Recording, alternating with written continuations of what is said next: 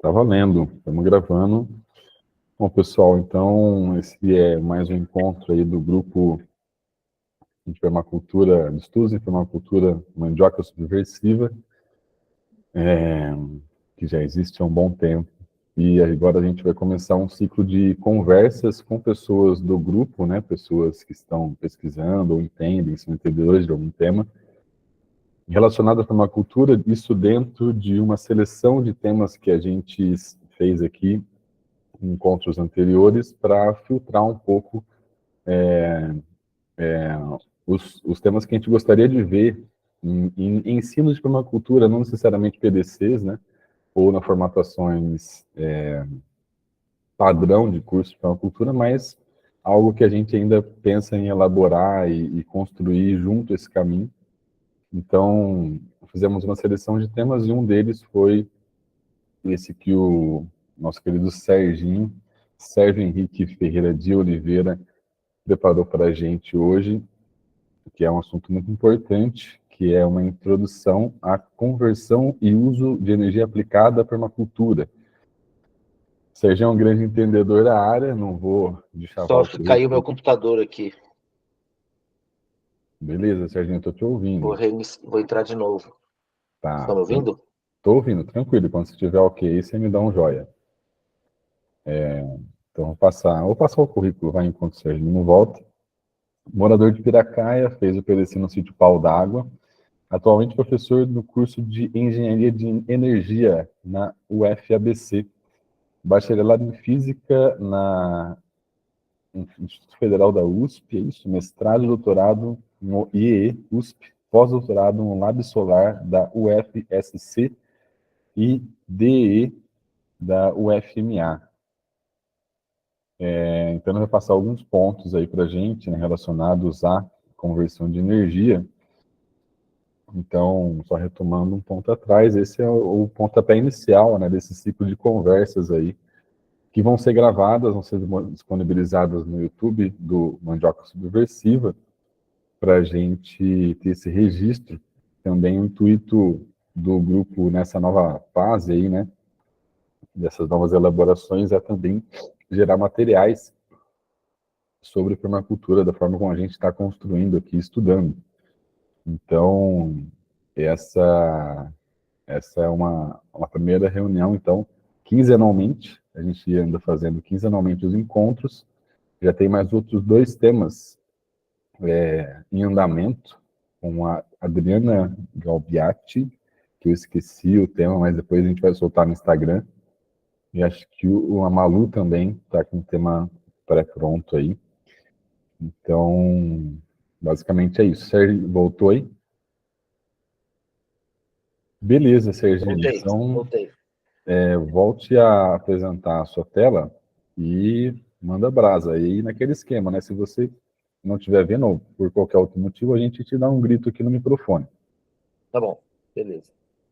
Vou tentar aqui, vamos ver.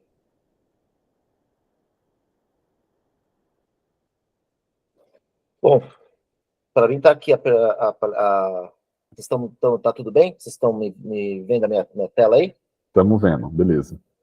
Beleza. Então, eu resolvi fazer esse seminário, né? Eu comecei a pensar meu trabalho na universidade é sobre energia solar. Eu trabalho com energia solar, né? Conversão da radiação solar em eletricidade. E aí, só que com outro tipo de enfoque. Agora, desde que eu fiz o PDC com o Dirson, eu comecei a pensar na energia de outra forma, né? Sobre outras questões. De outra forma, né? Desculpa, apareceu aqui minha voz. E aí... Tá duplicando, Serginho. apareceu, não sei, começou a falar aqui no meu... Agora acho que deu bom. Melhorou? Uhum. Buenas, vamos lá. Então, eu vou falar um pouco sobre o que foi fazer uma primeira motivação, né? Eu penso falar em uns 10 minutos, uma meia hora no máximo, para a gente poder ter tempo para conversar, né? Então, primeira coisa, o que é energia, né? Eu não vou ficar me detendo muito tempo aqui, digamos, assim, em definições formais, né, o que é energia. Então, sempre ela apareceu de alguma forma ou de outra nas pesquisas, né, ou quando a gente, seja uma forma mais intuitiva, do tipo fazer uma roda d'água, o moinho para moer grãos, usar o vento, seja nas pesquisas mesmo, quando, digamos, colocavam dois corpos, um quente e um frio em contato, e aí a temperatura, o mais quente passava calórico, né, por mais frio, e até que o equilíbrio termodinâmico entrava em equilíbrio térmico, e aí, enfim, começava a medir o que era isso, né, que se passava. Também, a partir de modelamentos matemáticos, a gente conseguia, percebia que certas grandezas nas equações matemáticas, a energia aparecia em certas grandezas que se conservavam ou não conservavam e ajudavam a prever as transformações que aconteciam no modelo, né? Tipo aquela história do que a gente, talvez alguns se lembrem, a energia mecânica se conserva, né? Energia potencial mais cinética e tal. Talvez uma forma interessante, quer dizer, mais na física, a gente usa a energia como potencial de realizar trabalho. É uma definição bem simples, bem básica, assim, né? E a gente aqui, eu gosto de pensei em estender um pouco o conceito para a energia como algo necessário para modificar o sistema, para realizar uma transformação. Tudo que você for fazer alguma transformação pressupõe a necessidade de energia, né? Ou, enfim, no mínimo manutenção da vida, né? Mas aqui tem aquilo, se o sistema, se você não mexe no sistema, ele pode permanecer igual, ou você põe uma energia ou tira energia para modificá-la, para aumentar a temperatura, aumentar a velocidade, ou diminuir a temperatura, etc. Né? Talvez uma discussão que eu acho interessante de imaginar, né? A energia é um insumo fundamental para a vida e a sustentabilidade da vida, para a manutenção da vida, né?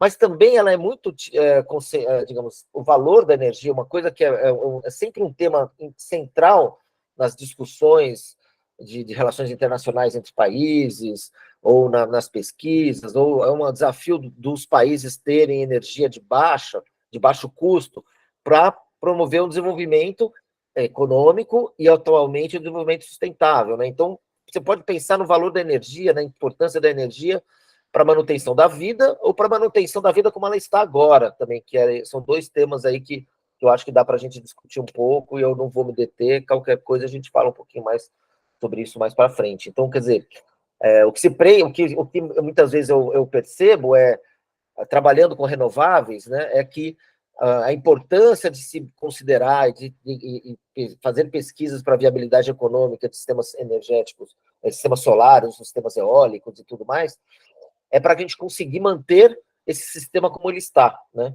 E para mim, manter como ele está é o que está fazendo a gente, né, criando um monte de problemas aí para a nossa sustentabilidade e futura, né? E eu gostaria de, talvez, começar a pensar em energia para manutenção da vida. Quais são as nossas reais necessidades energéticas, né? Para que a gente precisa de energia, né? Bom, antes de começar a falar sobre, digamos, a demanda de energia, necessidade, eu queria trazer uma recuperação, uma introdução teórica, né? De forma bem rápida. A energia, não existe muitos tipos de energia, né? A energia, a gente pode chamá-la de gravitacional. Muitas vezes essa gravitacional pode se confunde com mecânica, mas enfim, tem a gravitacional, tem a térmica, né, no calor, tem a mecânica em si, né, energia cinética, tem energia elétrica, né, onde você tem o deslocamento de cargas produzindo uma corrente elétrica, tem energia de radiação eletromagnética, né, que então a energia, as radiações carregam energia, né, as radiações, assim como ondas, elas não carregam matéria, elas carregam energia. Então, a radiação eletromagnética, nos seus diversos comprimentos de onda, né, elas têm também carregam energia, né? O corpos perdem energia de forma radiativa. Uma outra forma é a energia química, uma outra forma que não é muito usada, bem pouco conhecida também, é a energia elástica. E a energia nuclear, que a gente, nos últimos anos, né, tem sido desenvolvida bastante, particularmente para a questão das guerras, na Guerra Fria, né, para a energia para as bombas, ou para as termoelétricas, termonucleares também, né? Enfim, tem essas formas a energia se manifesta na natureza de formas, digamos, tem umas 1, 2, 3, 4, 5, 6, 7, 8, 9, não tem muitas formas, não foge dessas, né?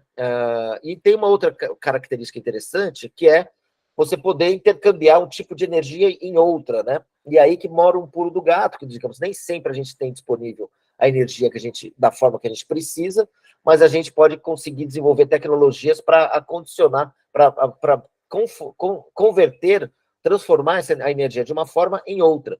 Então, o motor elétrico, por exemplo, tem aqui, o motor elétrico, ele transforma energia elétrica em energia mecânica.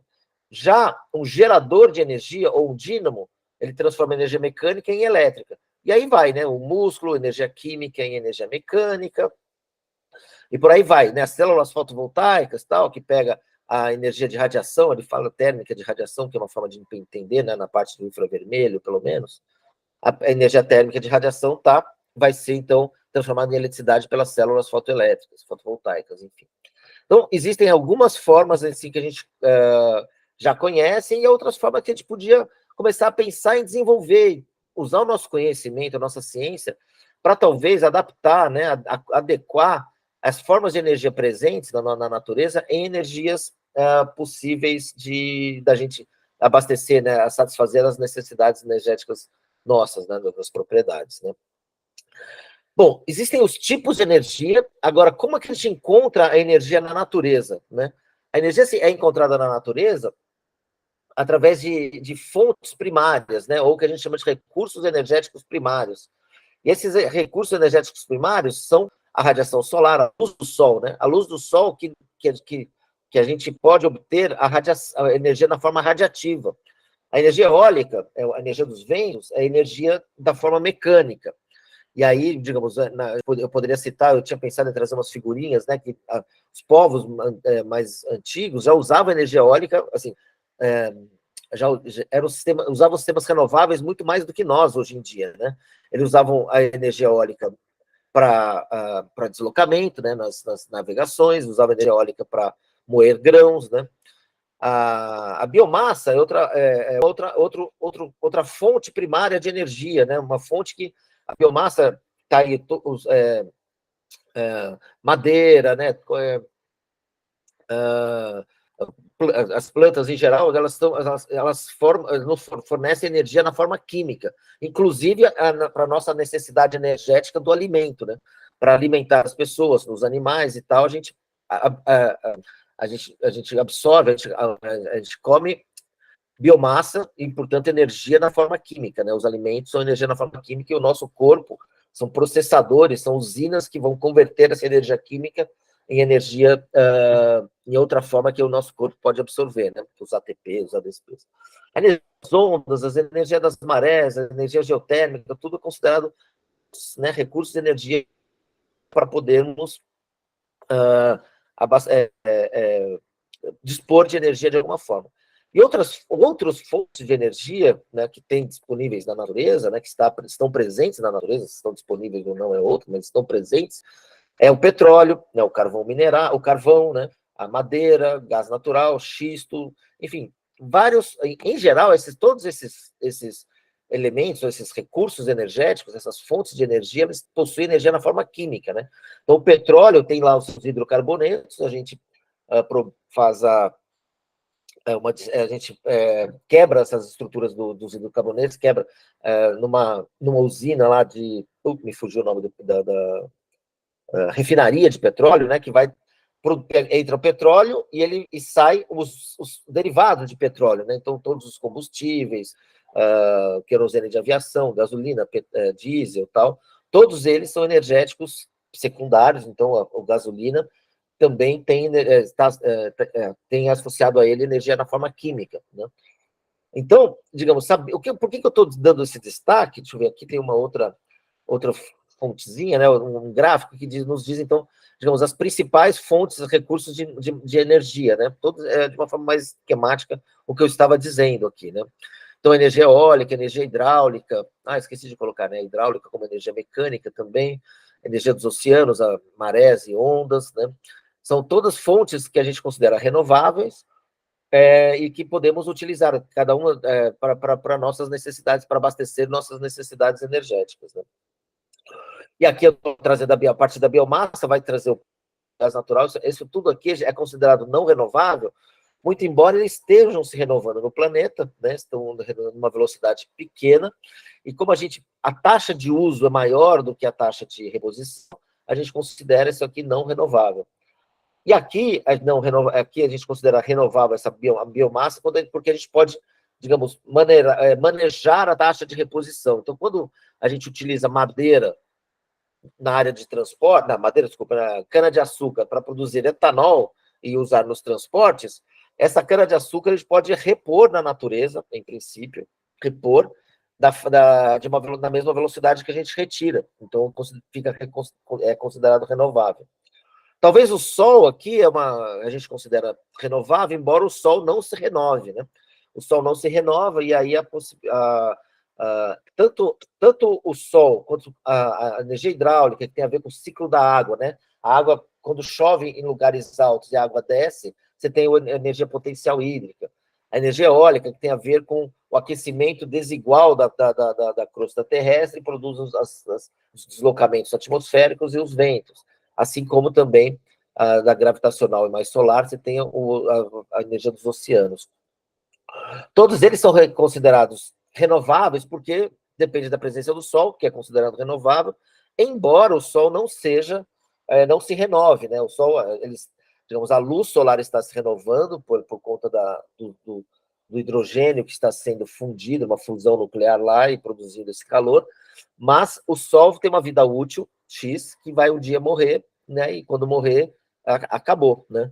Como até lá, na minha opinião, então, como até lá, talvez a gente dê conta do planeta antes, ou talvez, quando acabar o Sol, acabou de uma vez por todos os nossos problemas também, eu acho que, então, o Sol é considerado renovável, né? A nuclear é não renovável, porque os elementos, os núcleos que são usados na energia nuclear, eles são produzidos nas estrelas, né? E quando o planeta Terra se formou, a gente trouxe para, assim, se formou, assim, se acumulou a quantidade de núcleos radioativos que são finitos, são aqueles lá, não se forma no planeta Terra mais núcleos radioativos, né? Acontece que existem tanto urânio, e cada núcleo de urânio tem tanta energia associada, que em alguns lugares há quem afirme que a energia nuclear é renovável também, embora, de fato, ela não é renovável, e se a gente usar todo o urânio, por exemplo, que estiver disponível no planeta, não vai ter mais urânio depois, né? Queria falar um pouco, trazer uma discussão que é sobre necessidades energéticas e demanda energética, né? Uma coisa é a demanda energética do setor energético, e outra são necessidades energéticas.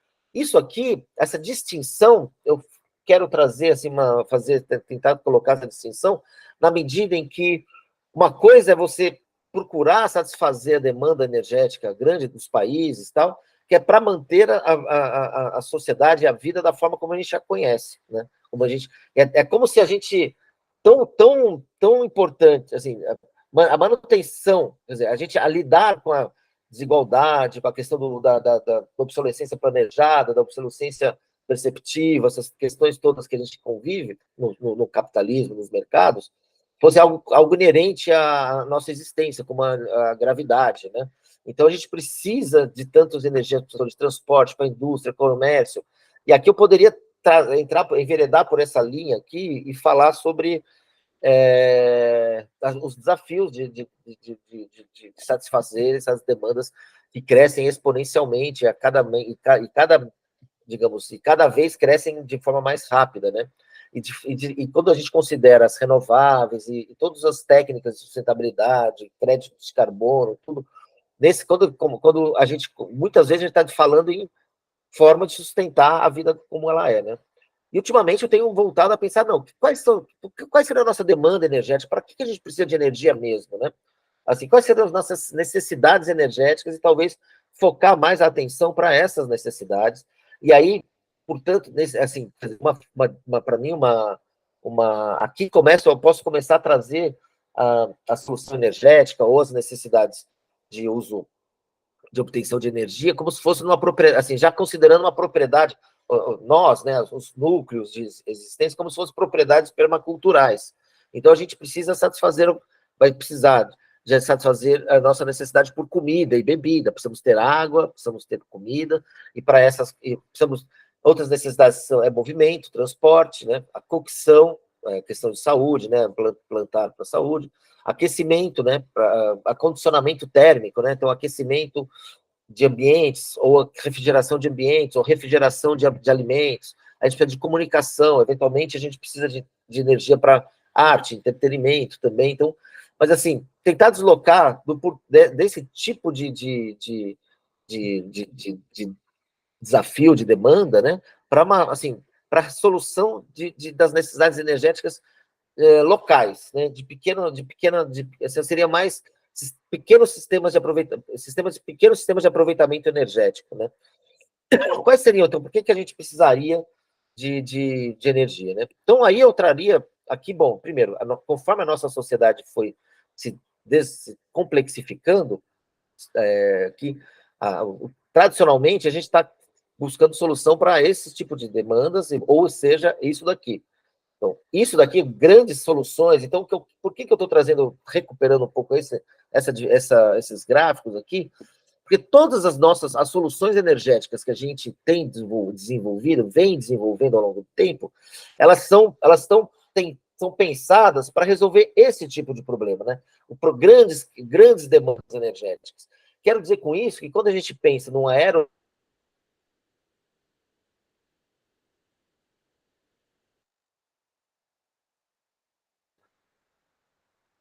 você coloca centrais fotovoltaicas, colocando regras de utilização e formas de aproveitar esses temas, que são pensados para essas soluções, grandes aproveitamentos energéticos.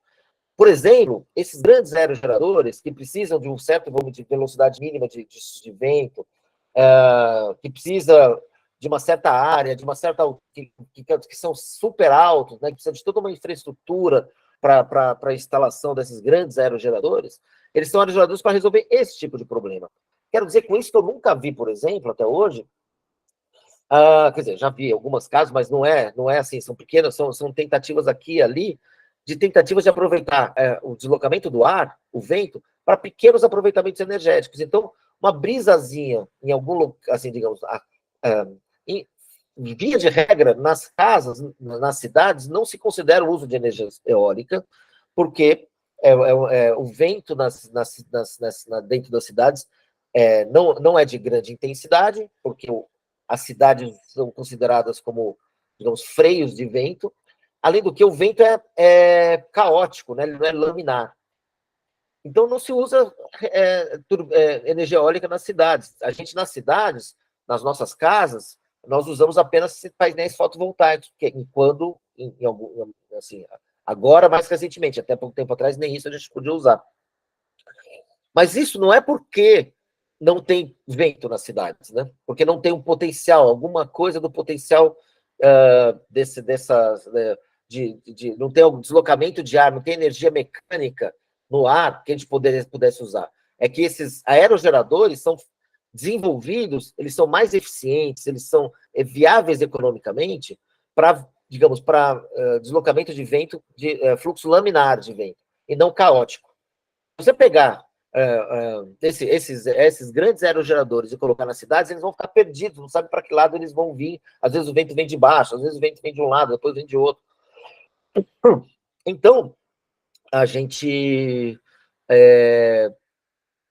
em princípio, diz que não serve, né? Não dá para usar energia eólica nas cidades. Em muitos locais, em muitas pequenas propriedades, tem, às vezes, um pouco de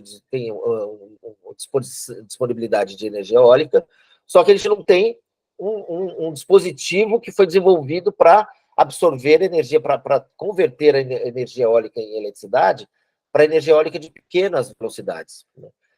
Em alguns casos, já tem alguns, né? Tem alguns lugares aí que desenvolvem, que são para esse tipo de aproveitamento, teriam que ser aerogeradores de eixo vertical e tal. Então, quero dizer, então, que assim, muitos ainda têm que se desenvolver, muita pesquisa, ou então existe uma área de pesquisa que eu acredito ser não desprezíveis, para desenvolver pequenos aproveitamentos energéticos, né? Pequenos aproveitamentos energéticos, para satisfazer, então, essas necessidades energéticas, né? Essas necessidades aqui de uma pequena propriedade, de uma residência, ou de um bairro, né? Ou num local tem excedentes, você um pouco até uma... Lembro do Dirson comentando de uma propriedade dele da cana-de-açúcar, e trocar a cana-de-açúcar com o vizinho que faz cachaça. Então, não precisa todo mundo fazer cachaça, mas se algumas propriedades tiverem, mesmo que fosse uma pequena termoelétrica é complicado, tal, sim, mas tomando os devidos cuidados, talvez a gente possa conseguir desenvolver tecnologias de pequeno porte, com baixo impacto, para usar restos das propriedades que vão lá. Eu não tenho ainda toda essa, digamos, pensado ainda, ou desenvolvido tecnologias para todos os tipos de recursos energéticos primários que a gente tem por aí. Fato é que, hoje em dia, com diminuição dos custos dos painéis solares, a gente pode usar nas nossas casas sistemas para conversão da radiação solar que chega nas nossas propriedades, para converter em eletricidade e usar para alguma finalidade elétrica, né? Bom, antes disso, só comentar, assim, então a gente tem necessidades, né, algumas necessidades energéticas, e na propriedade podemos desenvolver cultivo de plantações, com criação de animais, para poder satisfazer nossas necessidades de alimentos, mas a criação de animais produz esterco ou resíduos, né? Quer dizer, que você pode usar como biomassa na produção de biogás, esse biogás fazer calor para a residência, então você vai fechando. A questão energética entra nos ciclos da permacultura, naqueles né, utiliza resíduos de alguma atividade para satisfazer alguma necessidade e sobra algo para alguma outra, né? Digamos, se você usar um biodigestor, você produz biogás, esse biogás pode gerar eletricidade, pode gerar calor. Agora, esse biodigestor, o resíduo desse biodigestor serve de fertilizante na propriedade, né? Então, a gente precisa, digamos, como que faz para, digamos, se a gente não tiver eletricidade, como é que faz para obtenção de frio? Existem sistemas para obter tecnologias que conseguem obter frio a partir do calor, né? Sistemas que, digamos, serão basicamente o princípio de funcionamento daquelas geladeiras a gás, né? Que queima o gás e produz calor, né? Ou existem sistemas solares para isso também, né? Eu peguei algumas aqui, eu fui buscando, daí eu estava agora, um pouco antes de vir para cá, juntando algumas slides, né? Isso aqui são usando a radiação solar para cocção, né? Então, são soluções que não são desenvolvidas, digamos, não são... A gente costuma... Tem países que tem, né, usa eletricidade para cocção, ou usa gás, né? A gente usa gás aqui no Brasil, alguns países usam eletricidade. Dá para usar energia solar, dá para usar biomassa, né? Aqui, sistemas passivos, né? Que alguns sistemas que usam a radiação solar na arquitetura, né? Você aquece o ambiente, esses vidros aqui, eles são... Isso aqui seriam sistemas passivos, quer dizer, você não é um conversor de energia, está usando a radiação direto, né? A radiação solar que incidente diretamente, né? Isso aqui são dessanelizadores, secadores. Então, isso aqui fazem parte de alguns projetos que a gente desenvolveu para não só levar eletricidade para uma comunidade, mas também levar rendas, né? Produzir que aquele recurso energético produza não só, digamos, eletricidade para iluminação noturna ou para tocar um rádiozinho, mas também para produzir renda, né? Então, a gente andou preocupado com isso. Aqui outras técnicas, né? Digamos, na permacultura a gente fala muito das paredes, né? Grossas, que você pode, ao longo do dia, esquentá-las, né? Então, ao longo do dia, ela vai se aquecendo, à noite, quando esfria, esse calor vai ser irradiado. Isso aqui é um pouco mais, um sistema um pouquinho mais desenvolvido, né? Onde bota uma parede de vidro e forma um colchão de ar. E esse colchão de ar permite que você não perca o calor para fora. Se você estiver no inverno, você joga o calor para dentro. Isso, bom, tem outras formas de se configurar. Se você tiver no verão, você esquenta, produz uma corrente de convecção e joga o calor para fora, né? Então, mesmo isso aqui, você pode fazer com que o calor saia da residência de forma a diminuir a carga térmica, né? Diminuir a necessidade de dispositivos para aquecer ou refrigerar esse ambiente, né? Então, aqui usando a energia radiação solar. Aqui eu trouxe, assim, a título de curiosidade, isso aqui seria uma termoelétrica que usa a radiação solar, concentrando a radiação solar, né? Digamos, aqui é feito em larga escala, mas também seria possível, em princípio, em pequena escala, para poder, daqui para frente é uma termoelétrica, que em vez de ter a queima de um combustível de carvão para gerar vapor, você tem a concentração da radiação solar para gerar vapor. Outra forma de usar a radiação solar digamos, aqui no caso, pequenos aproveitamentos, é aquecimento, para chuveiro, que todo mundo conhece, imagino que todo mundo conhece. Aqui sistemas híbridos, né? Aqui está um pouco, digamos, você pode usar o chuveiro elétrico, só que quando você tem um pré-aquecimento da água com o sistema solar, você não precisa de chuveiros muito potentes, os chuveiros ficam bem menos potentes, né? E aí eu queria focar rapidamente também alguns sistemas para se quiser, né, eu posso me falar mais detidamente depois, mas são sistemas que, esse é um gerador esse aqui é um sistema fotovoltaico autônomo, onde não tem a rede elétrica por perto, então você precisa de acumuladores, baterias, para poder armazenar durante o dia, né? Então, durante o dia, ou enquanto a tua geração for maior do que o consumo final, você abastece o consumo final e o excedente vem para acumulação. Em momentos onde que o consumo final excede, é maior do que a geração, ou à noite, que não tem geração, esse controlador de carga puxa a eletricidade a partir do acumulador e joga para a demanda final, certo? Então, estou falando de sistemas desse tipo, numa escola rural, uma residência rural como esta daqui, né, residências rurais, que a gente tem aqui a geração solar, a bateria que fica fora da casa, e aí você tem acesso à eletricidade. Esse tipo de sistemas, hoje em dia, a gente pode dispor nas propriedades. Eu gostaria, talvez, eu lembro de um debate que tinha, que esses sistemas aqui pressupõem, a dificuldade aqui para mim, eu concordo plenamente, é que esse sistema aqui pressupõe uma indústria fotovoltaica, né?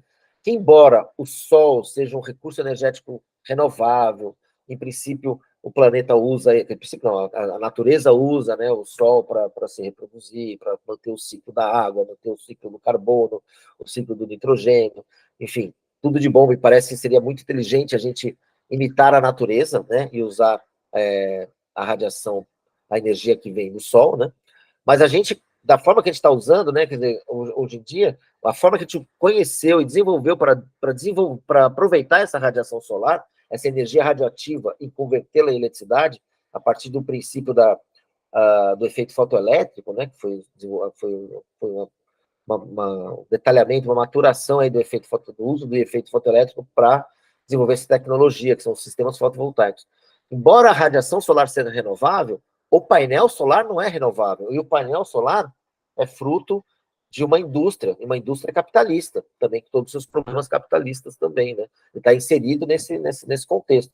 O painel solar, até pouco tempo atrás, era muito caro, né? Mas ele veio virando mais barato a partir de muitas das questões ambientais e da briga entre grandes potências, né? Al Gore falando lá sobre a verdade inconveniente, e o pessoal das petroleiras falando.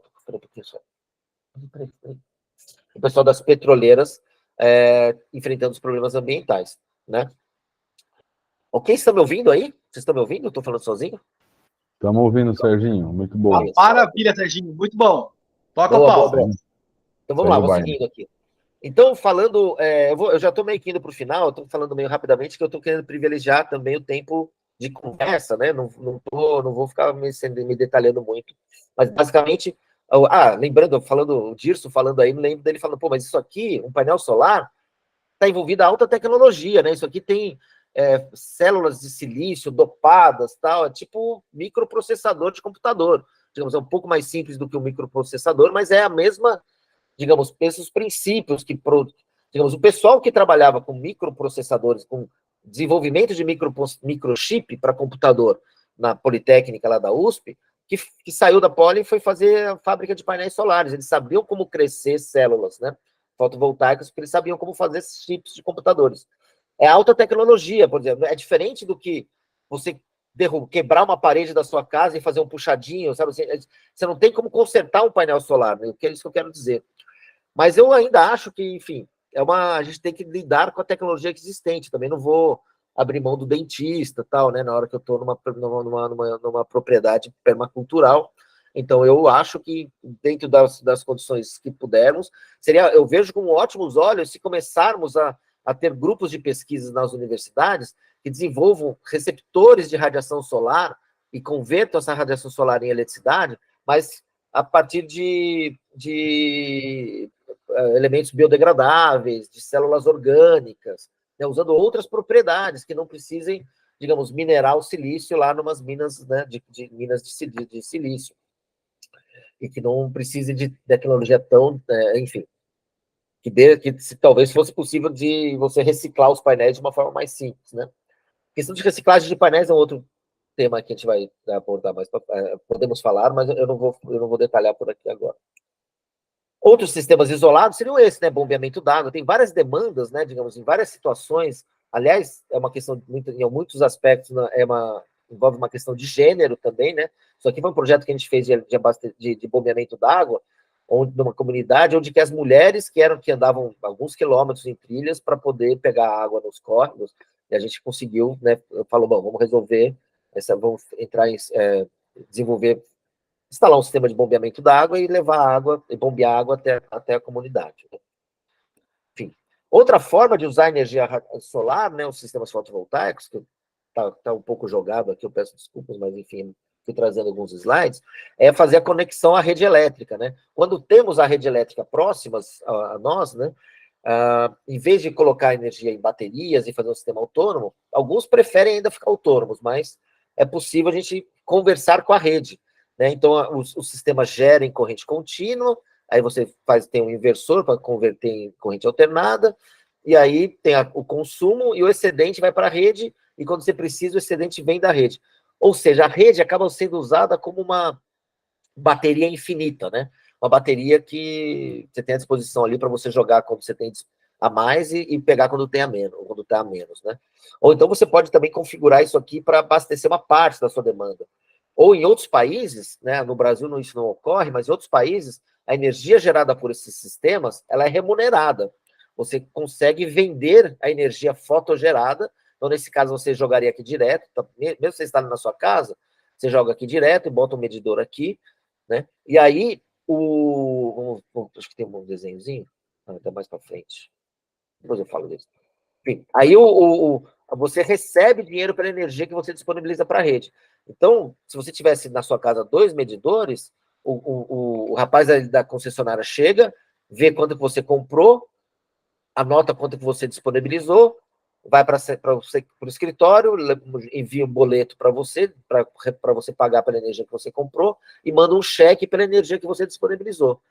Quando é assim, aí vale a pena você botar sistemas quanto maiores você puder, para você, além de abastecer o seu consumo, você também ter o excedente, jogar para a rede e receber um dinheiro, com essa atividade, né? Digamos, eu tenho colegas lá da Espanha que fizeram isso daí como uma forma de aposentadoria, né? Enquanto eles estão trabalhando, eles estão pagando pelo sistema que eles estão instalando nas suas casas, nas suas chácaras, enfim, seja como for. Tem outros modelos de negócio. E aí, depois, quando não puderem mais trabalhar, esperam viver com a venda dessa energia fotogerada, né? Essas conexões a redes, em princípio, foram pensadas para fazer de forma centralizada. Então, são as fazendas solares, assim como tem as fazendas eólicas.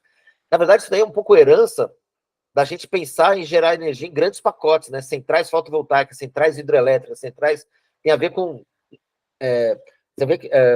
com geração centralizada, né? Quer dizer, que é o contrário da distributed power, que é o que a gente fala nas residências, né? Que é distribuir poder, que não é muitas vezes muito bem visto pelo jeito, né? Porque aqui no Brasil, por exemplo, eles nem remuneram se você gerar na sua casa, nem dinheiro você vai ganhar com isso, né? Se no máximo não conseguiram frear, né? Você usar nas suas casas como, pelo menos, para diminuir, né, o seu próprio consumo, né?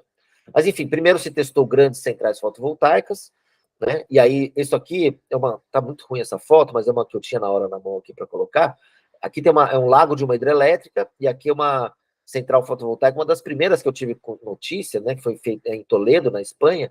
Aqui são 900 megakilowatts em painéis fixos, e aqui tem mais 100 kilowatts em painéis com segmento solar, né, que eles estavam fazendo aí dessas pesquisas na área de segmento solar. Tinha uma ideia de fazer uma complementariedade, de usar um negócio, em princípio, que chama complementariedade de recursos energéticos, que é quando chovia bastante nessa região, isso aqui é uma região bastante seca da Espanha, onde tem plantação de oliva, se eu não me engano, né, que fazem azeite e tal. E aí, em épocas muito úmidas, né, que tem muitas chuvas, os lagos estão cheios e a geração fotovoltaica não é muito intensa, né? Quando começa a ter pouca água, começa a ter menos disponibilidade de água para abastecer o reservatório, as centrais fotovoltaicas estão bombando, estão gerando energia top, né? Então, a ideia é que cada quilowatt-hora gerado aqui, nessa região aqui, você está economizando um certo número de metros cúbicos de água na hidrelétrica. Então, de certa forma, você está pensando em compartilhar o reservatório da hidrelétrica. Em vez de você não tem como armazenar, você não precisa botar, você não tem como armazenar, armazenamento de eletricidade é um desafio, né? Uma dificuldade. Então, quando tem geração solar, você gera e evita a turbinar a água e você mantém os reservatórios nesse período seco, mas sem ter que turbinar tudo ele, né? Então, isso é uma forma de pensar esses usos, usando essas tecnologias como solar e eólica, que são fontes intermitentes, né? Tanto o solar quanto a eólica, você não consegue prever quando elas vão fazer.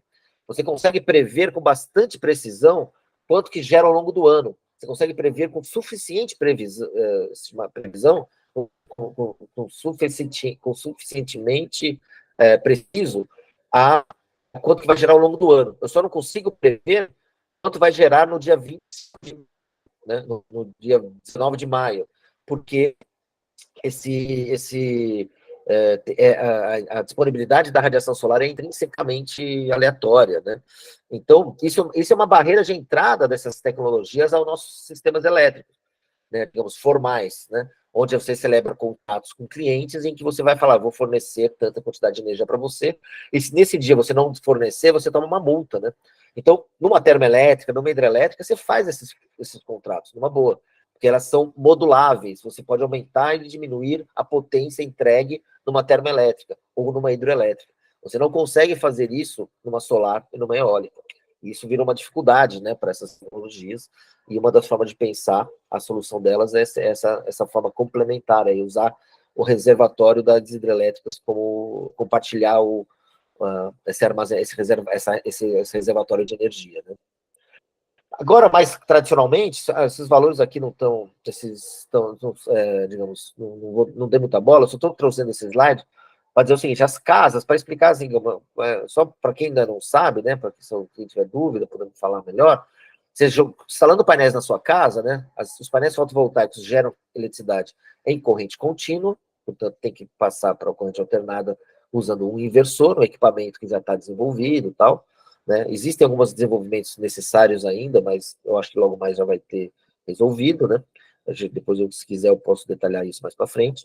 Mas aí você, tendo a energia de corrente alternada, você pode usar dentro das residências à vontade, ou o excedente você gera para a rede. Esses dois medidores é o medidor de compra de energia e o medidor de energia cedida à rede. É aquilo que eu falei, né? Se vem se você pudesse remunerar a energia cedida para a rede, você vinha aqui, olhava e mandava um cheque para o proprietário, vinha aqui, olhava e mandava um boleto para ele pagar, né? Bom, tudo se passa, né, sob o ponto de vista de fluxos de corrente elétrica, fluxos de energia, digamos, essa curva aqui, vocês conseguem ver meu cursor aí? Dá para ver meu cursor quando eu aponto ele aqui? É possível? Eu acho que não, Serginho. Deve ter alguma ferramenta aqui. Não dá para ver.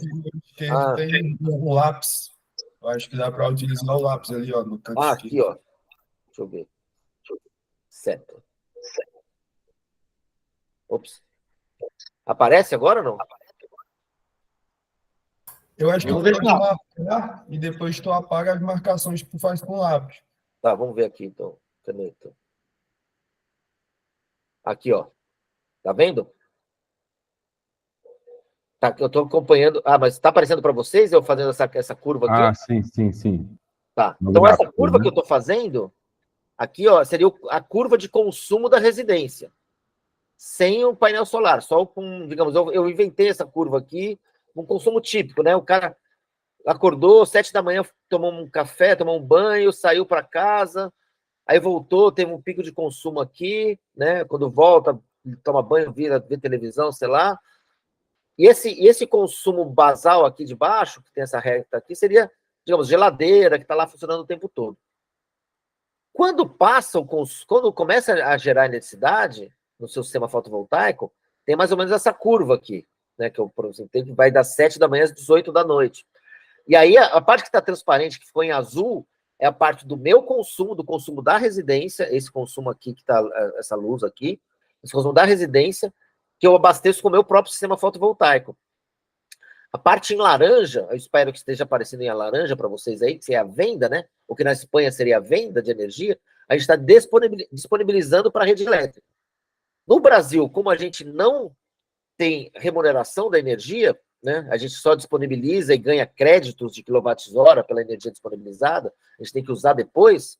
Então, essa venda de energia, essa energia que a gente disponibiliza, teria que ser mais ou menos igual à compra.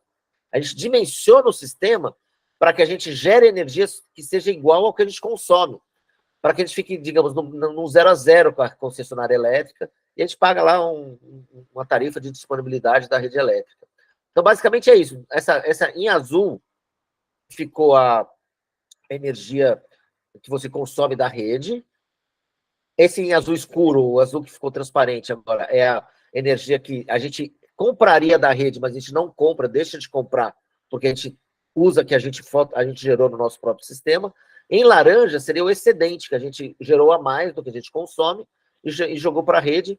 E se a gente conseguir fazer com que essa área em laranja seja igual à área em azul, a gente fica no 0 a 0. Essa nossa residência não demanda a eletricidade da rede. Ela só demanda a presença da rede, né? É diferente, né? Enfim, é uma discussão que daí eu vou deixar por aqui, daqui a pouco a gente fala mais sobre isso. Então, aqui um sistema que a gente instalou, tem umas vantagens, né? Esse sistema foi instalado na USP, a gente tem umas vantagens que a gente instala rápido, né? Isso eu e um amigo meu instalamos, quando a gente era moleque ainda, né? Novo, ainda estava no mestrado lá. E aí a gente instalou esses sistemas aqui. Em um fim de semana a gente instalou mecanicamente, em outro fim de semana a gente fez a instalação elétrica. E a gente projetou de forma que, quando o sol está passando, no verão, o sol está passando mais a pino, esses painéis, eles sombreiam essas janelas, e aí elas diminuem a carga térmica dos ar-condicionados. E no inverno, quando o sol passa mais abaixo aqui, né, uma coisa no verão que eles passam aqui em cima, uma coisa no verão que eles passam aqui por cima, então eles são sombreios, e no inverno o sol passa mais baixo, então você diminuiria a necessidade de aquecimento desses escritórios para poder diminuir a necessidade de aquecimento, porque o sol aquece e o sol também gera eletricidade, de forma que a curva de consumo, que seria de 140, nesse caso era um prédio administrativo, tem um monte de escritórios, tem os laboratórios lá dentro, se não me engano está nesse prédio também um laboratório de testes de geladeira e tal. Então ele tem um consumo diário, né, de 142 kWh dia. Os 6 kW que a gente instalou geravam 24 kWh dia. Então, a curva que a concessionária vê é essa daqui. É como se aquele edifício começasse... A concessionária, depois que a gente instalou esse painel aqui, esse sistema fotovoltaico, é como se a gente tivesse feito uma atividade, uma ação de eficiência energética nele. Ele começou a consumir menos eletricidade, né? Então, isso daqui, no meu entender, é uma das possibilidades, né, de abastecimento de energia, porque isso daqui você não precisa ser em grandes escalas.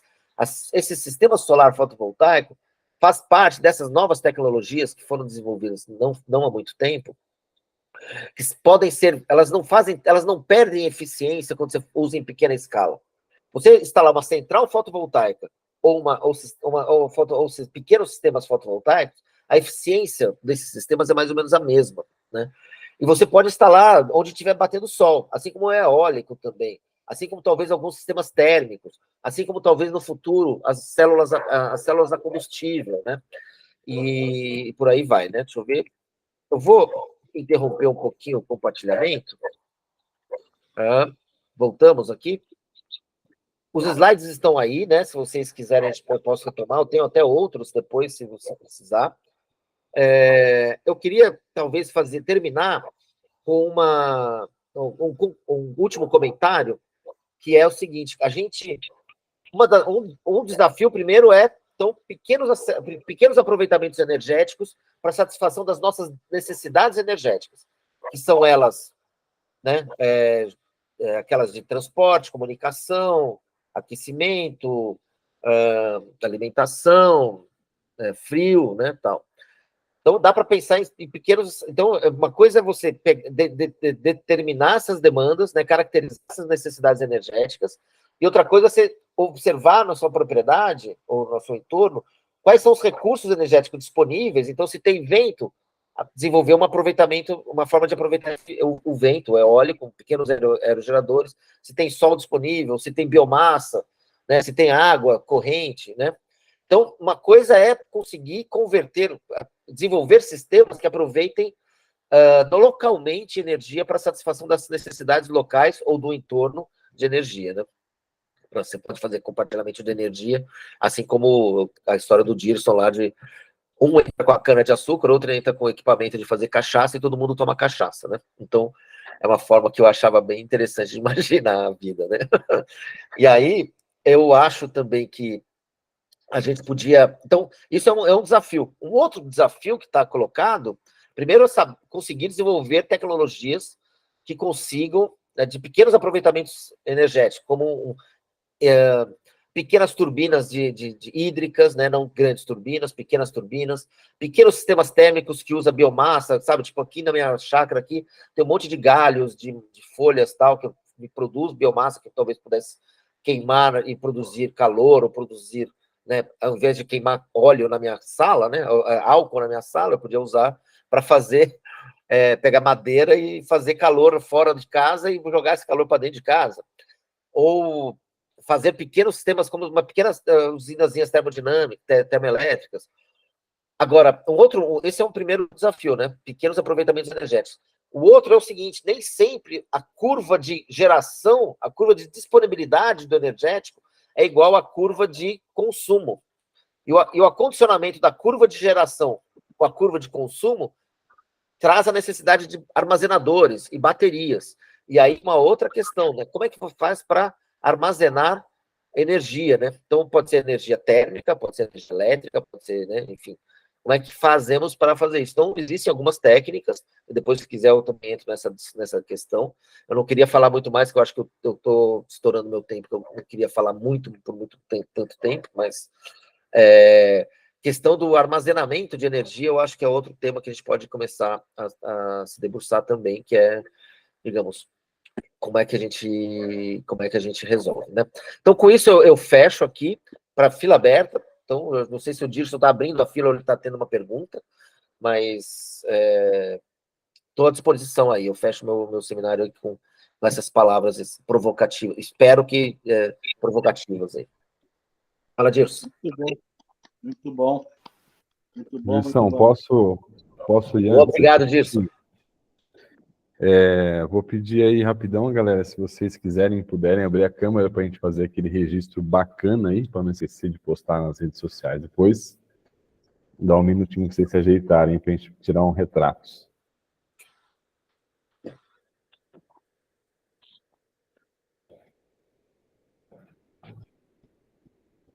Aí.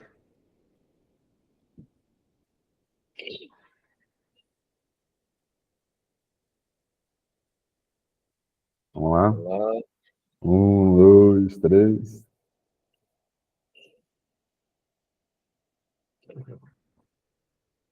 Beleza, maravilha. Valeu, gente. Vai lá, Dirson. Legal demais, Serginho. Primeiro eu quero deixar aqui um testemunho do quanto a sua aula sobre energia, que já era muito boa, evoluiu em termos de entender a permacultura de uma outra forma, de uma forma mais precisa e mais explícita. Então, cara, tá muito bom, acho que tá super redondo. Duas coisas só que eu acrescentaria, e não é diria, acrescentar na tua aula, que quando a gente pensa no ensino dessa questão da energia na permacultura, que talvez valesse a pena a gente frisar. A primeira é tornar ainda mais explícita essa relação da energia com a permacultura. Porque a permacultura, muita gente vai compreendê-la, inclusive, como uma metodologia de gestão da energia. A questão da energia na permacultura, ela é uma centralidade, ela é talvez uma das coisas mais importantes quando nós falamos da eficiência de um sistema permacultural, da capacidade dele produzir uma cultura permanente, é a gestão eficiente da energia. Então, ponto. Isso aí faz com... quando a gente fala transmitindo, e é sempre bom, quando nós falamos de permacultura, fazer esse ponteio com a questão da ética e a questão dos princípios, né? Então, eu só consigo cuidar das pessoas se eu cuidar do planeta. O que a permacultura vai propor é isso. A energia é um ponto central para isso. Porque para cuidar das pessoas, eu preciso de energia. Porque energia é capacidade de produzir riqueza, segundo Marx, né? De produzir trabalho, de produzir valores de uso, de alterar a natureza para satisfazer as necessidades humanas. Então, eu preciso da energia. A vida humana precisa, e a cultura precisa da energia. No capitalismo, o que acontece? Essa energia ganha em detrimento de cuidar da natureza, contra o cuidar da natureza. Então, se estabelece no capitalismo um antagonismo entre cuidar das pessoas e cuidar da natureza. A permacultura tem que dissolver esse antagonismo e mostrar que só é possível cuidar das pessoas ao se cuidar da natureza, senão ela não é permacultura. Então, e fazer uma ida e volta de vez em quando nessa questão da ética para deixar isso mais clara. Nós estamos falando de permacultura. E segundo, que eu fico talvez não seja o seu caso, mas de dar uma continuação aí na sua aula, é um pouco, na formação do permacultor, uma discussão sobre política econômica da energia. Nós estamos falando sempre do biorregionalismo, sempre falando de trazer para o Brasil, sempre falando de trazer para o nosso ecossistema. Então, discutir legislação, como que é hoje o modelo de produção e distribuição de energia no Brasil? Como é que funciona esse modelo? Qual é a matriz energética? No mundo, como é que é essa matriz energética? Outra coisa, a distribuição do consumo de energia, porque nós vamos chegar à conclusão que, por mais que a gente se esforce no nosso consumo doméstico, o grande gargalo não é a casa. O grande gargalo não é o consumo das pessoas. O grande gargalo é o consumo para produzir bugiganga, para produzir coisas inúteis, para produzir desperdício. Então, nós vamos chegar à conclusão que tem toda uma questão da maneira como o consumo energético é distribuído que torna o sistema não um sistema que favorece as pessoas, mas que favorece o lucro. E essa é a função dele. Então, discutir legislação, discutir imposto, discutir todas essas questões que fazem parte aí da formação quando falamos de energia. Mas, para mim, cara, tá redondaço aí, tá maravilhoso. E você conseguiu uma coisa que é dificílima. Você conseguiu conter o quanto você é prolixo. Tá sendo mais objetivo, tá claro, tá indo direto ao ponto. Muito bom mesmo, cara. Muito bom pra caralho. Valeu, obrigado. Obrigado, Dirson. Eu acho, não sei se só respondendo rapidamente o Dirson também aqui, primeiro, um grande desafio, né, que eu sou prolixo pra caramba, realmente, isso daí é foda, né, eu saio falando e vou embora, mas assim, acho que tá fechando mesmo. Eu não quis entrar, eu acho que poderia ter falado de matriz energética, matriz balanço energético, matriz mundial e tal, mas eu acho que isso daí eu já tenho pronto e tal, mas tem a ver com a crítica que a gente faz, né, ao mundo, ao capitalismo, né, que na verdade é aquelas coisas da massificação, que o Dirson também fala sempre, né, a necessidade de grandes pacotes, ter tudo igual, consumos iguais, energia para fazer o Papai Noel dançante, né, não sei para quem já conhece aí não, a historinha do Dirson também, né, do Papai Noel dançante, para tocar a economia, né, a energia é fundamental no mundo, né, para manter esse mundo como que a gente está aí. Mas eu não queria entrar muito nesse detalhe hoje, não, queria trazer para soluções aqui, para trazer para a permacultural. E eu ainda preciso realmente, faltou, na verdade, isso era um polimento que eu ia fazer, trazer os princípios da permacultura, os códigos éticos e tal, né, tanto cuidar da terra, cuidar, e que a gente pudesse entrar no ciclo da vida também, né, junto com a propriedade permacultural. E eu concordo plenamente, assim, digamos, de uma forma ou de outra, se trata da gestão da energia na propriedade, né? Onde tem luz, onde tem vento, onde não tem, onde cuidados com várias questões que você fala nos PDCs, eu vejo aqui na questão, permeia também as discussões da energia. Mas é isso, estou aqui aberto para mais conversas aí. Vanessa, querida, você. Oi, gente. Tô sem câmera, peço desculpa para vocês. Não sei se minha internet está falhando, às vezes o Sérgio falhou, então, Thales, se falhar, faz um paz e amor, assim, nosso código. Queria agradecer o Sérgio pela fala, pela aula, pela pesquisa e apresentação. Queria pontuar que toda comunicação é um recorte, então é pressuposto de qualquer comunicação que a gente vai deixar coisas de lado, né? Eu anotei umas coisas, vou tentar marcar um tempo aqui para deixar todo mundo falar. E aí também posso combinar com o Sérgio da gente trocar uma ideia, porque surgiu várias questões, assim. Então, dos tipos de energia, né? Queria só falar da questão da energia gravitacional, que não é uma energia, né? A gente trata como força, e aí a gente chama de energia potencial gravitacional, porque ela tem o potencial de gerar uma energia cinética, né? De gerar movimento. E também a questão de como a gente produz, né? A humanidade produz energia elétrica. A gente produz basicamente pela movimentação de ímãs, então é sempre por energia mecânica, né? E aí a gente usa vários meios para fazer esse movimento, né? Então, vários combustíveis, a própria energia nuclear também é um combustível para aquecer, né? É um líquido que vai evaporar e movimentar pás, que vão movimentar os ímãs, né? E aí outras formas de fazer, né? A fotovoltaica, que é a mais diferente, né? Que é feita com silício, aí fazem uma parte positiva e negativa, quando bate a luz do sol, o elétron pula de uma casinha para outra e forma energia elétrica, né? Então é a mais diferente, assim, né? A própria energia hidroelétrica também é por movimento de ímãs, né? A marés, as ondas, todas essas também são mecânicas, né? Aí também queria fazer uma diferenciação entre energias renováveis e energias limpas.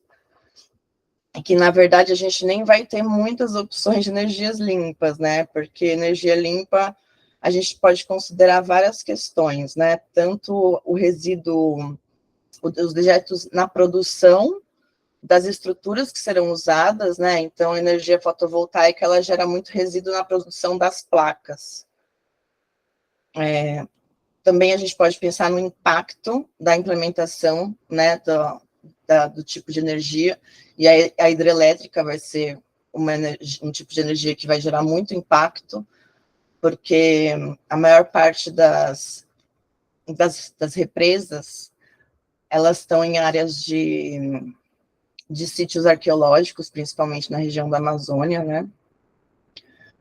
Tem sempre impacto nas populações, tem que ter deslocamento de populações locais, essas grandes usinas de energia. Aí tem dois tipos de uso da energia solar, né? Tem tanto o uso da energia solar como uma fonte de calor, e o uso da energia solar em placas fotovoltaicas, né? Então, como fonte de calor, tem uma grande usina na Califórnia, que é um bagulho bizarro, que gera um calor imenso, enfim. Eu tenho algumas coisas, se você quiser, Sérgio. E aí a gente pode pensar na questão da superação, né, desse modelo de produzir de energia que o Sérgio trouxe para a gente, de a gente parar de fazer essas megas construções, e a gente entra muito no assunto da permacultura, de fazer pequenas escalas, né? E aí não passa só pela questão da produtividade, que em pequena escala é igual na larga escala, né? Mas passa muito pela questão do impacto, que na pequena escala o impacto é muito menor, né? Então, faz muito mais sentido produzir em pequena escala. E também você não tem a perda da transmissão dessa energia, né? Aí também a questão das necessidades principais, né, de energia. Eu sei que o Sérgio trouxe das questões comunitárias, né? mas a gente tem a questão da civilização do capital, e as principais demandas são da indústria da mineração.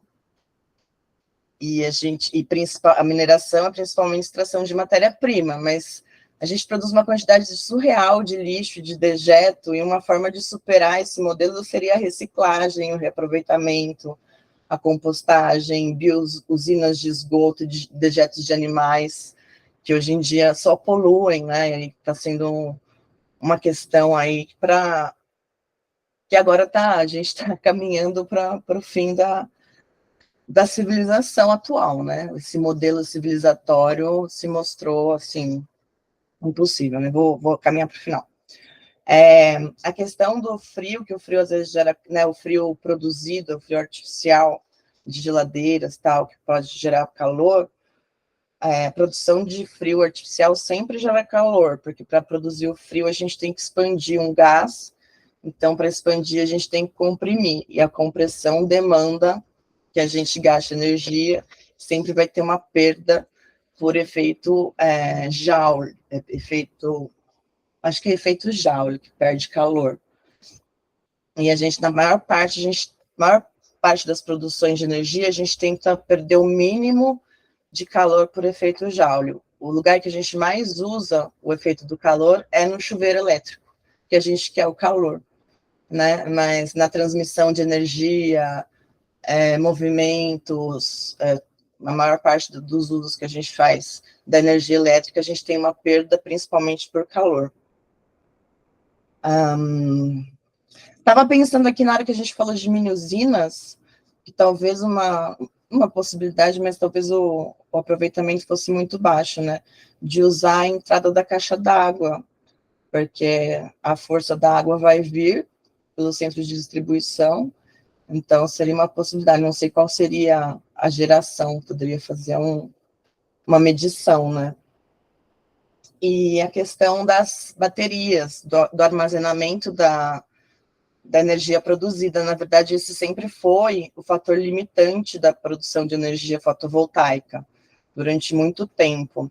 E ele tem que entrar no balanço da gente pensar se ela é uma energia limpa, né?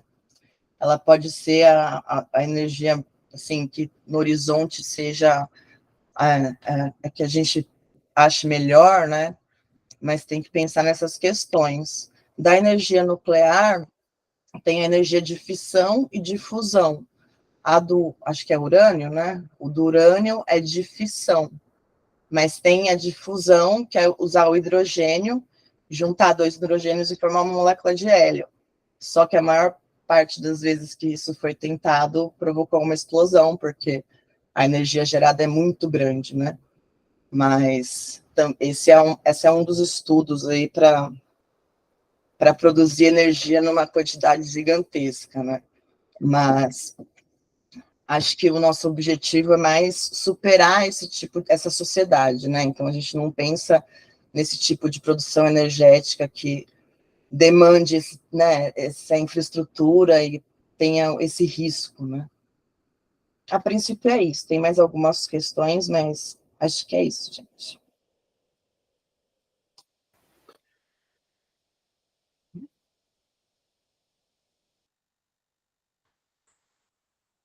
Oi, Thales, pessoal. Bom, Vanessa, eu não sei, eu pensei em princípio escutar né, as falas de todo mundo, mas também é aquilo que você começou falando, né? É um recorte, daí eu não quis entrar no geradores de indução, princípio de indução eletromagnética e aí detalhar o funcionamento das indústrias, das usinas.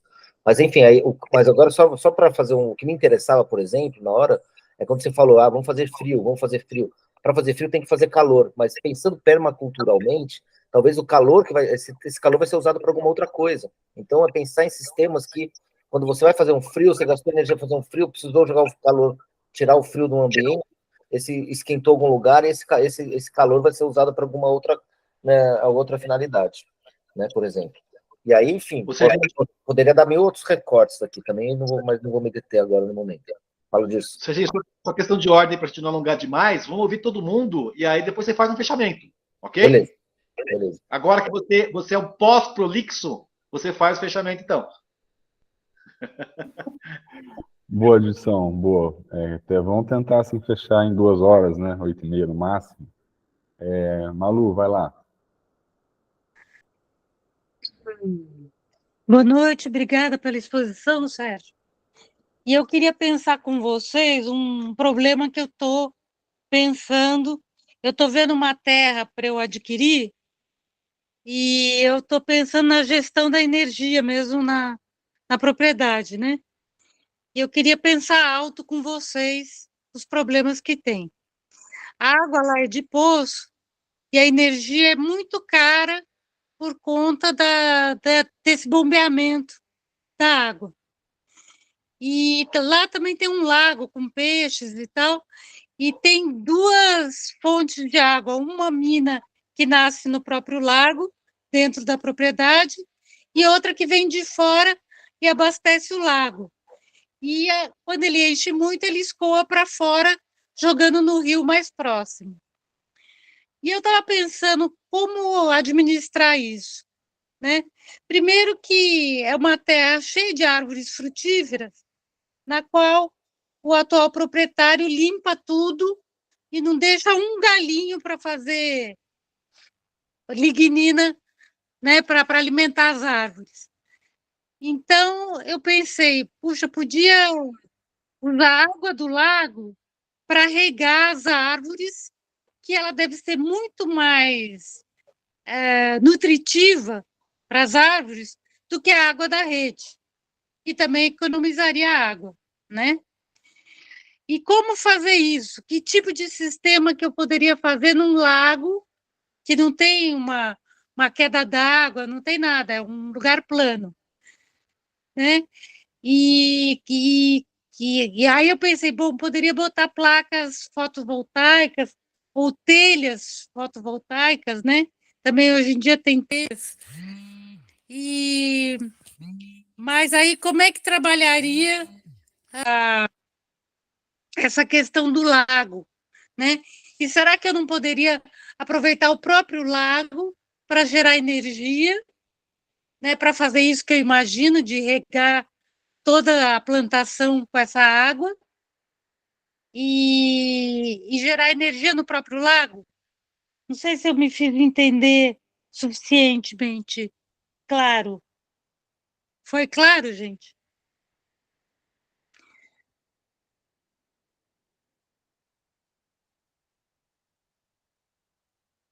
Foi claro? Acho que deu para entender sim, Malu. Acho que o Serginho está marcando lá para responder depois, né? Tá. Eu não queria interromper, deu pra entender, acho que deu para entender, dá para talvez ter umas ideias, mas vou deixar para falar alguma coisa depois também. Aí, Pode terminando, como usar da reciclagem também para gerar energia, né? Mas é isso. É bem pontual, assim, uma gestão de energia numa propriedade permacultural. Encerro aqui. Beleza, Malu. Adriana, vai lá. Oi, gente. Hoje quem vai fazer a pergunta é o Moacir, que é meu companheiro, que ele é físico e é ele quem dá a matéria de energia no nosso PDC. Aqui. Oi, Sérgio, beleza? Conheço lá o seu sistema, parabéns pela sua fala, eu conheço o seu sistema lá no I3E, no IEE, eu trabalho ali no IAG, que é por trás do IEE, e aí eu acompanhei ali, eu tenho meus amigos lá no IEE, o Alexandre, o Kleber, o povo lá. Então, parabéns pelo sistema e parabéns pela aula. Gostei muito da sua aula, muito didática. Você apresentou um dado que eu sempre quis ver, que é esse dado aí do balanço mesmo, do que é produzido pelo sistema fotovoltaico e jogado na rede, e o que é consumido. Bacana, muito bacana isso. Esse é um dado precioso e importante para a gente conhecer, né? Para dimensionar melhor o sistema. Eu acho que todo mundo falou bastante coisa do sistema de energia, eu queria ressaltar mais uma coisa, né? E a grande riqueza energética assim, do planeta, o que armazena energia assim, fundamental para a vida da gente, é o solo vivo, né? O solo vivo que com as plantas, absorvendo a radiação solar e produzindo, e morrendo e produzindo humus, né? A grande riqueza em termos de energia fica acumulado nesse depósito. É porque com ele que a gente planta, com ele que a gente sobrevive, em condições as mais difíceis, se você tiver um solo vivo, né, portanto, que acumulou essa energia ao longo dos anos, você está salvo, vamos dizer assim, né? Todas essas outras tecnologias, elas são importantes, claro que a gente tem um sistema muito maior do que o que a gente poderia enxergar na escala local, né? O sistema, ele assume uma dimensão muito maior que a escala humana, né? O sistema como um todo. Então, para a gente não perder de vista esse foco pontual, né? E considerando também que a segunda lei da termodinâmica, ela diz que sempre um pouco de energia você vai perder. Você não consegue recuperar toda. Aquele exemplo da geladeira que estaria jogando o calor para outro canto, né? E aí usar esse calor para um outro processo é ótimo. Você pode esquentar a água atrás da geladeira. E aí você Secar calcinha. secar roupa, né? Como o André fala. Quem nunca secou roupa atrás da geladeira, né? Então, são formas de minorar essas perdas desses processos, né? Eu acho importante considerar isso nos sistemas como um todo. Mas, em termos de permacultura, eu insisto que a gente tem que ter os sistemas o mais próximo das fontes, né? Tipo, vai usar energia solar, tenta aquecer água com energia solar, porque você tem água quente e dali você faz um monte de outras coisas, né? Então, manter a água quente já é uma outra tecnologia que você precisa aprimorar para não perder aquele calor durante o dia. Então, durante bastante tempo, a gente mediu essas coisas, temos dados dessas coisas aí, e a gente percebe que dá para você ter uma economia muito grande de energia no que você gasta de gás, por exemplo, quando você vai cozinhar com água já morna do sol, né? Quando vai tomar banho, o chuveiro elétrico já gasta menos energia, ou seja, esse sistema que a gente tem, ele pode ser melhorado, e a forma de melhorar é a gente usar essas formas de energia o máximo possível, né? Direta. Não só a placa solar. Principalmente porque todas essas nossas tecnologias têm subprodutos, né? E a sustentabilidade depende muito de como você administra os subprodutos dessas tecnologias. Então, eu estou deixando, assim, para reflexão, já que o tema é conteúdos programáticos para PDC, essa questão do armazenamento direto da luz solar, seja por aquecimento da água ou de outros fatores, ou produzir através do vento, né? Como também pelo próprio solo, armazenar energia no solo vivo, investir esforço nisso, né? Entender o solo vivo como uma forma de armazenar energia também, né? É isso que eu queria acrescentar. Mas obrigado aí pela canjinha aí que vocês deram para mim. Adri, que eu estou ouvindo, eu assisti toda a palestra, gostei muito mesmo. Grato aí, pessoal.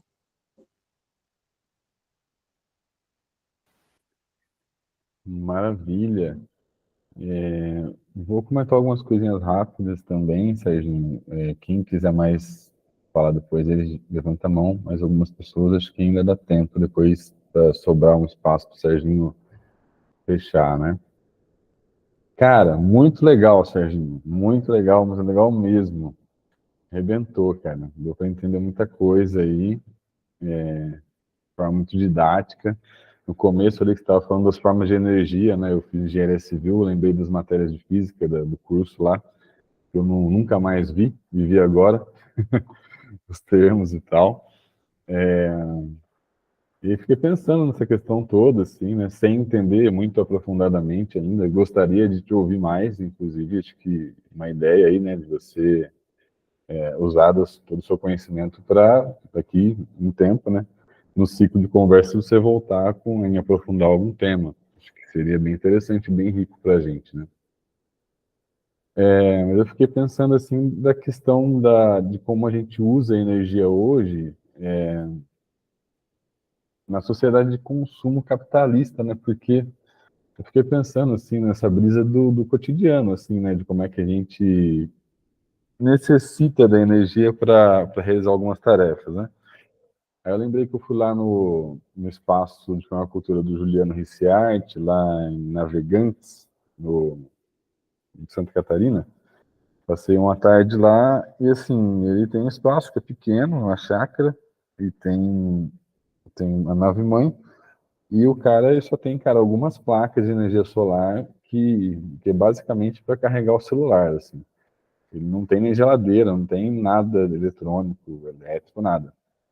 E aí eu falei, pô, legal pra caramba, né? Acho que vai de encontro a muita coisa e tal, mas aí eu fico pensando, aí me veio uma coisa assim que é uma possibilidade de aplicação de uma redução do consumo de energia muito específica para uma pessoa específica, para um estilo de vida específico, que lhe permite ter essa condição, essa regalia de não precisar, por exemplo, de uma máquina de lavar roupa, sabe?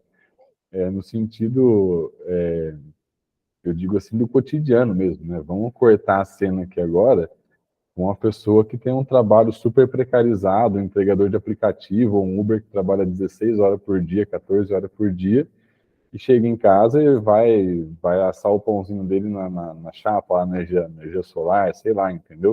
O cara quer botar o pão na chapa e fazer outra coisa rápido para ele comer e dormir, e cuidar da vida, e cuidar da família, sabe? Então, assim, como que a gente também sempre vai esbarrar nessa coisa holística de que, poxa, se não dá para todo mundo, é ruim, né? Porque senão a gente fica pensando soluções aqui para o nosso clube de novo, alternativa de como fazer as coisas e tal, mas nas metrópoles o bicho tá pegando, a galera tá precisando cada vez mais de equipamentos, ou lhe é vendido que precisa de algumas coisas também, né? Como o Dilson falou, assim, a energia que é necessária para fabricar coisas supérfluas, mas ainda assim que essas pessoas, trabalhadores, consomem.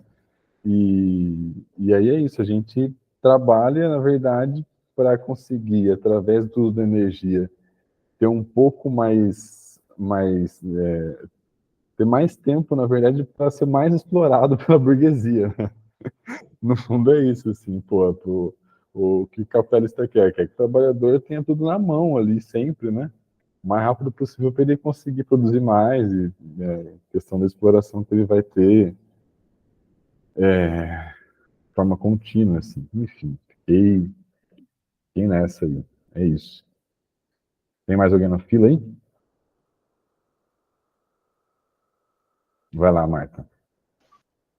Vou falar um pouquinho, assim, minha primeira vez aqui participando no grupo, gente, então eu também sou meio iniciante aí na permacultura, então vou falar só também aí o que eu andei pensando, né? Eu não sei exatamente se esse grupo tem um objetivo muito específico, assim, né? Até vocês podem me corrigir, né? Mas eu andei pensando, né, nessas reflexões todas, e tudo que trouxeram agora também, depois do Sérgio, foi muito massa a sua aula, Sérgio.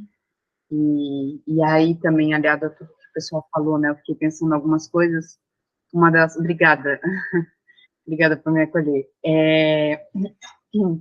algumas coisas como é interessante, né, a gente pensar em formas de gerar energia para pequenos grupos, né, acho que até é isso um pouco também essa ideia da permacultura, né, e a Vanessa também comentou isso de reduzir a escala para ter menos perda, né, acho que é interessante, achei bem interessante essa ideia, e eu fiquei pensando de que forma a gente também pode, a partir da pesquisa, talvez ajudar nessa questão que o Thales trouxe, que poderiam ser, sei lá, pequenas gambiarras geradoras de energia, sabe, assim, alguma ideia desse tipo, assim, faça você mesmo, gera uma energia para, sei lá, eu não faço ideia da quantidade de energia que precisa para algo, mas, por exemplo, assim, gera energia com tal coisa para carregar o seu celular. Que nem, por exemplo, carregar o seu celular em um dia, entendeu? Que nem a gente faz, por exemplo, gambiarra na bicicleta para fazer um farolzinho enquanto você pedala, o farol acende, né? Por exemplo, tem dínamo, umas coisas assim. Então, enfim, quanto que talvez essa pesquisa coletiva possa também se direcionar para esse tipo de coisa, do baixo custo, né, da economia e também da reciclagem, enfim, dessas possibilidades, ao invés da gente, talvez, pensar muito nessas questões das placas fotovoltaicas que ainda são caras, né, se a gente for pensar que o nosso acesso pessoal, né, é caro ainda, poucas pessoas poderiam acessar, e ainda gera o resíduo, né, que o Sérgio falou, essa questão do conserto, é complexo, enfim. Fiquei pensando nessa maneira, assim, que talvez pudéssemos direcionar, assim, o pensamento e a pesquisa.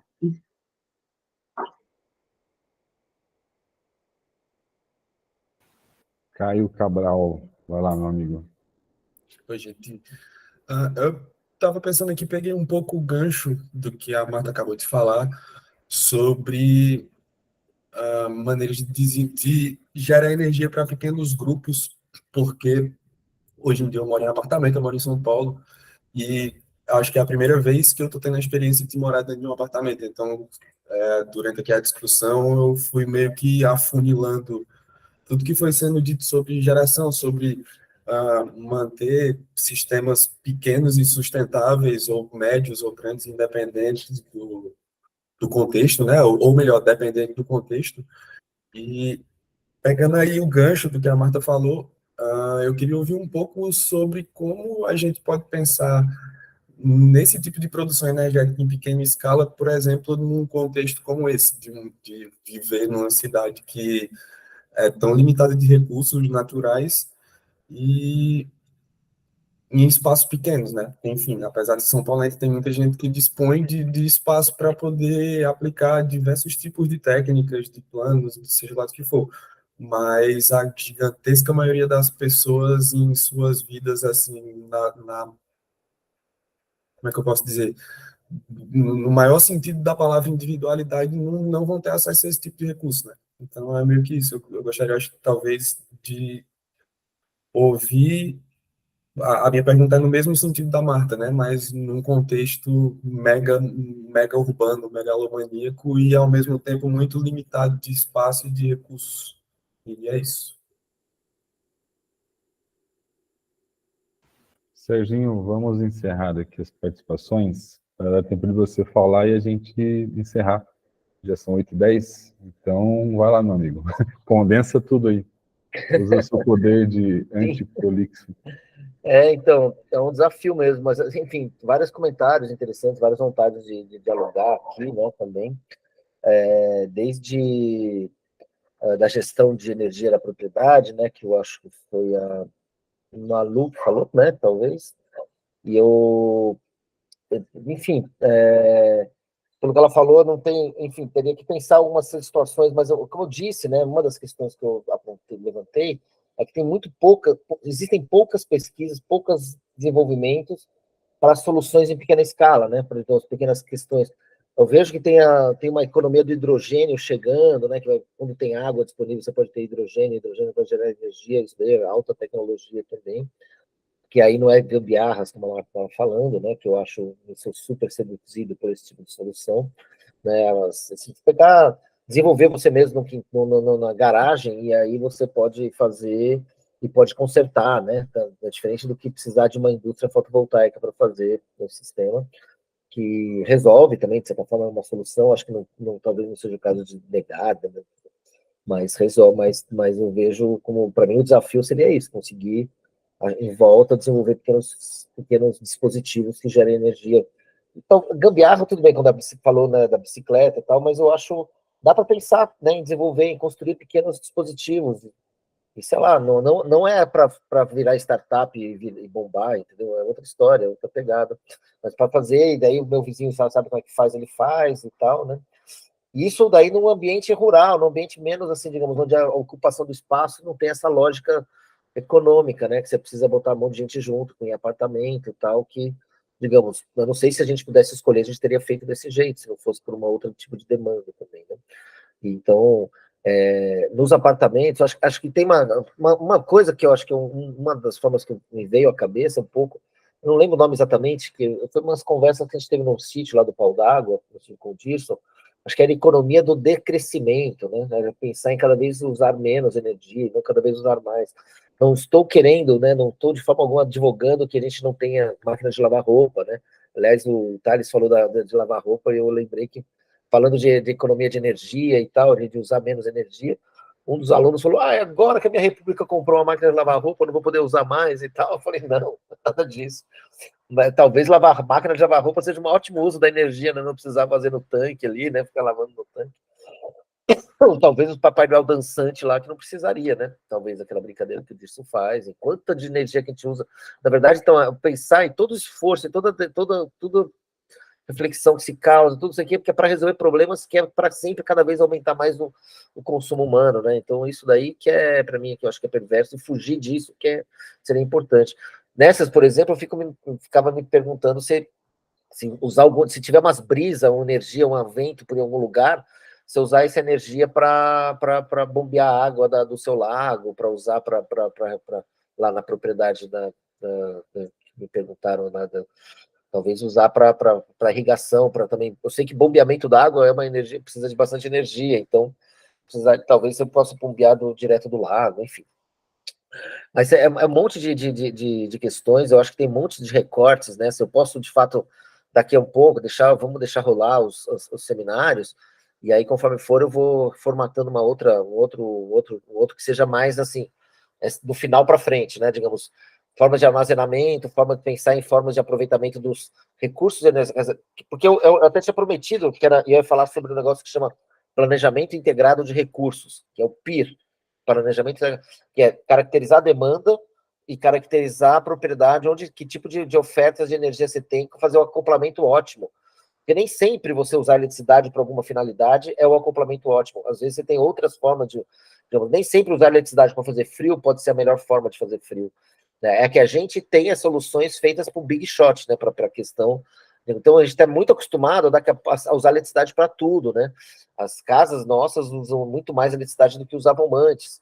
E isso é difícil fugir. O Caio estava falando, né, de como é que faz para um apartamento, né?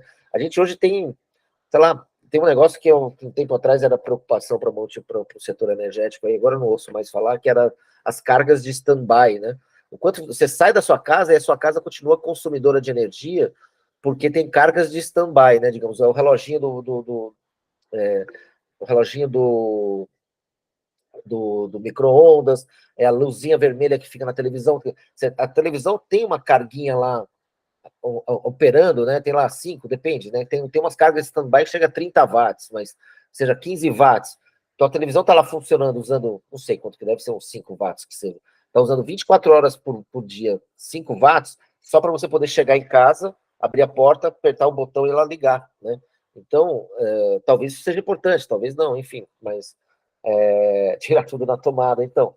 Talvez por causa dos relâmpagos, né? Mas enfim, também porque, enfim, tem coisas que você vai ver lá, o equipamento está quente, porque ele está gerando calor, porque os circuitos elétricos lá dentro estão funcionando por conta de uma certa lógica. A gente tem uma certa lógica, assim como o crescimento econômico, o crescimento, o desenvolvimento das sociedades, caminha junto, está correndo em paralelo com o aumento do consumo de energia.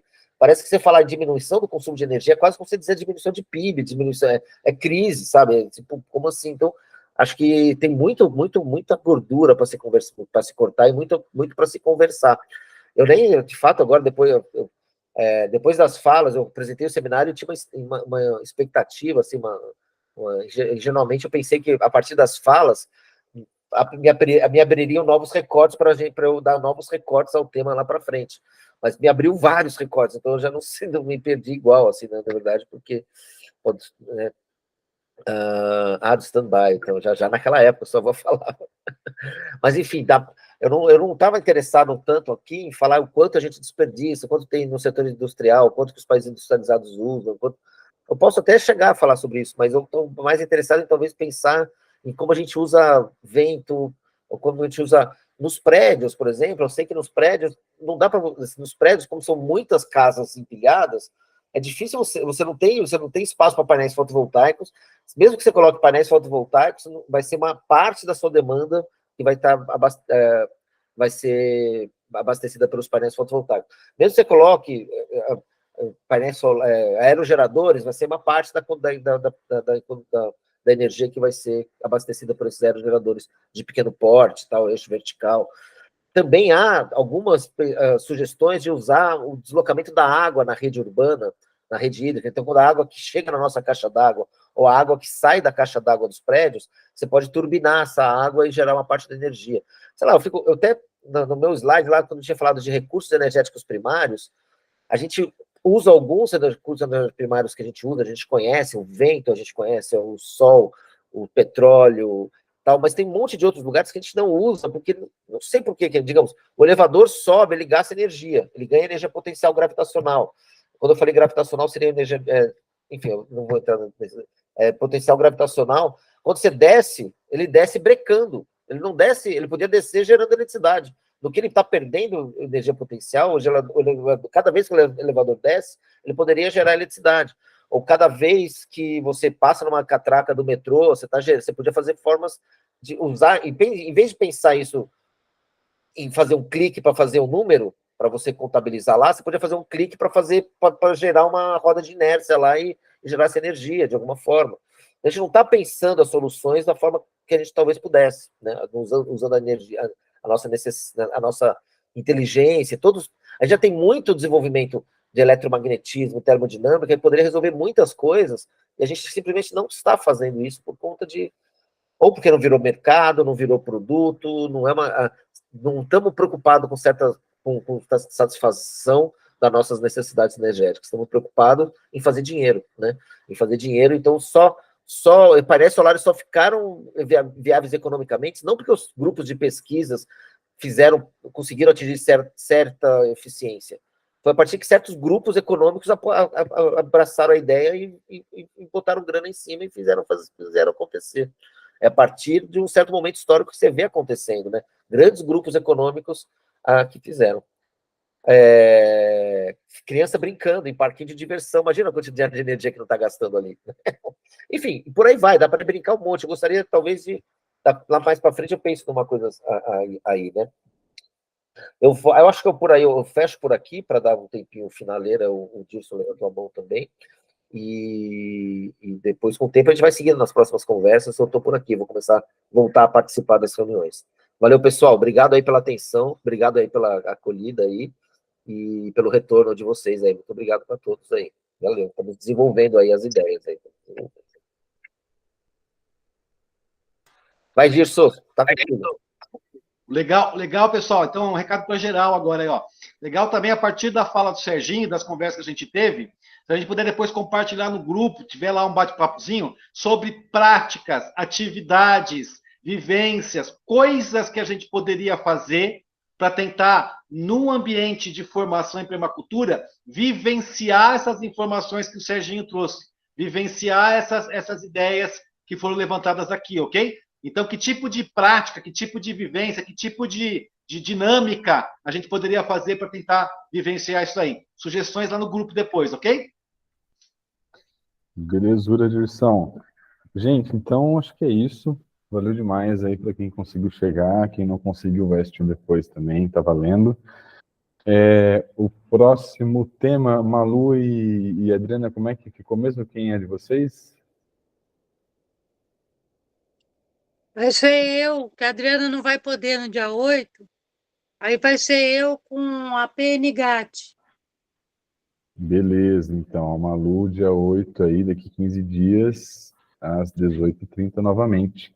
A gente vai lançar mais informações lá no Instagram a respeito da fala da Malu e tal, como fizemos o Serginho, e a gente vai se falando aí.